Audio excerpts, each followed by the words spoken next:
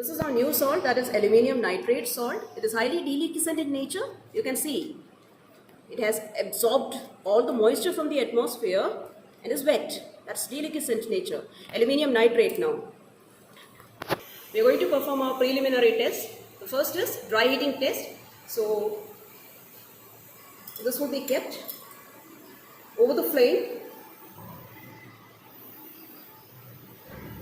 not in a continuous contact of the flame, just to prohibit the explosion. So it will start releasing nitrogen dioxide gas and form a white residue of aluminium ion. That shows the presence of a group 3 cation, aluminium ion.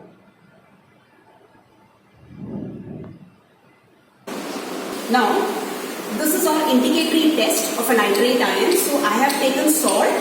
Now I am going to add concentrated sulfuric acid into this. Into the salt, I am going to add concentrated sulfuric acid a little, and then I am going to heat it. And after heating it, we will add paper pellets. Paper pellets. So I have made the small balls of the paper, and that we are going to use in a paper pellet test. So it is also known as copper chip test. So instead of copper chip, we are using paper pellets. So after heating this, we have to add 1 to 2 paper pellets over this, and then heat a slight amount for a slight time. So you can see the nitrogen dioxide gas emerging. So that paper pellet have reduced nitric acid to nitrogen dioxide gas, and that nitric acid has been formed by the combination of your aluminium nitrate and concentrated sulfuric acid salt. Confirmatory test of a nitrate ion, and the first test is diphenylamine test. See, this is our diphenylamine reagent which we have prepared. Now, to the aqueous solution of the salt, we will add slight amount of diphenylamine, and as soon as we add it, see the ink coloration. That shows that diphenylamine is being reduced by the nitrate ion present in the salt. Moving towards the second confirmatory test of a nitrate ion, which is also called as copper chip test or paper pellet test. So we have taken the salt in a conical flask. Now we are going to add concentrated sulfuric acid into it, and along with that we will add small pieces of paper pellets into it, and we will keep it for heating.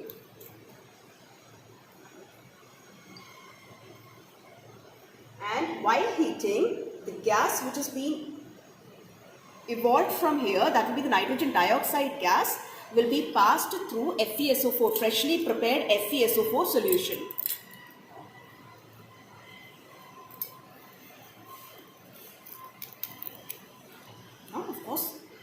So you can see nitrogen dioxide gas has been fulfilling in a conical flask, and that will be passed through FeSO4 solution.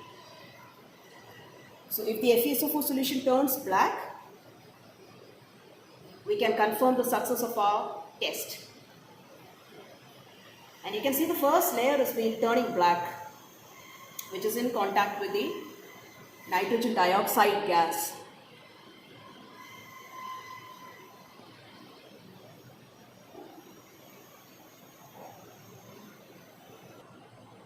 So the whole solution is turning black now. You can see the layer. It's getting darker and darker.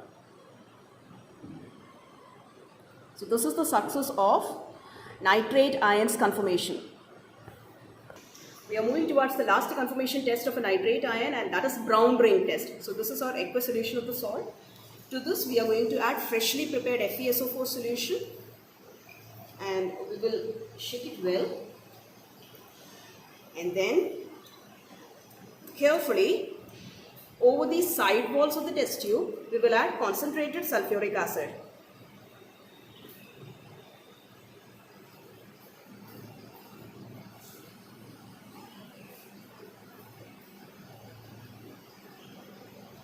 And you can see the brown ring formation between the two layers of solution as well as the acid. This brown ring is actually nitrosonium complex. We are moving towards the analysis of an aluminium ion. So we have taken the salt solution. To this, we'll add. We are moving towards the analysis of the aluminium ion. So we have taken the salt solution. To this, we are going to add concentrated nitric acid. And we will boil it slightly. And then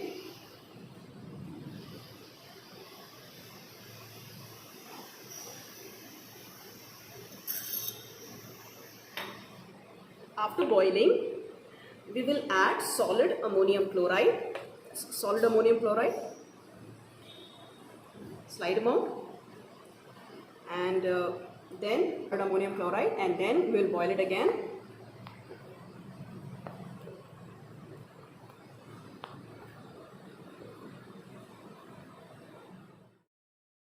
After boiling, you have to cool it by keeping it in a cold water bath. So after cooling for some time, we will add excess amount of an ammonium hydroxide into it.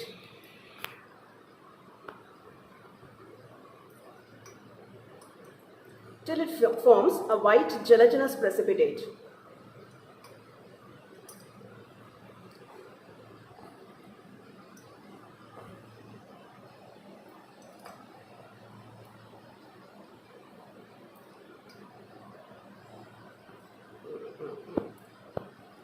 Yeah, done. White gelatinous precipitate. Good. So this is white gelatinous precipitate of aluminium hydroxide. So we are going to filter. White gelatinous precipitate, and after filtration, we are going to get the residue over the filter paper. Now, after getting filtered, we have to wash it with distilled water so that the soluble impurities could be removed with a filtrate. So we got a white precipitate over the filter paper. We are going to, and that's aluminium hydroxide precipitate, and we are going to wash this filter paper with minimum amount of a dilute hydrochloric acid so that the precipitate which is over the filter paper could dissolve in a dilute hydrochloric acid. So we have now filtrate, and now we are going to divide it into two equal parts. To the first part, we are going to add blue litmus solution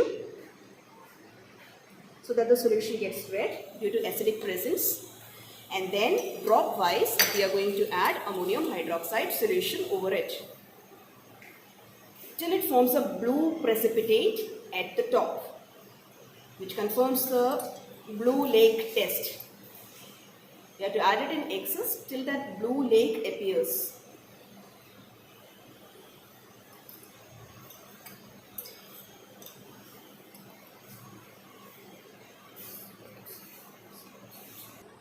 So here is the formation of a blue lake. So this confirms the presence of aluminium ion. To the second part of the solution, we are going to add sodium hydroxide. So this is our sodium hydroxide test. It will form a white precipitate on dissolution. That shows the conformation of an aluminium ion. Reaction equation related to aluminium nitrate salt now. The first is integrated test. Concentrated sulfuric acid test. Aluminium nitrate R salt is being treated with concentrated sulfuric acid to form aluminium sulfate, and nitric acid, that nitric acid is being reduced with our paper pellet, which was containing carbon. Carbon has oxidized itself to carbon dioxide, and it released a nitrogen dioxide gas, that was reddish brown colored gas. Next is brown ring test, and for that we have added our salt with concentrated sulfuric acid, which released the nitric acid.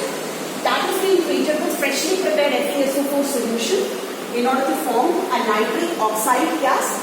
So that nitric oxide is being reacted with ferrous sulfate to form a complex.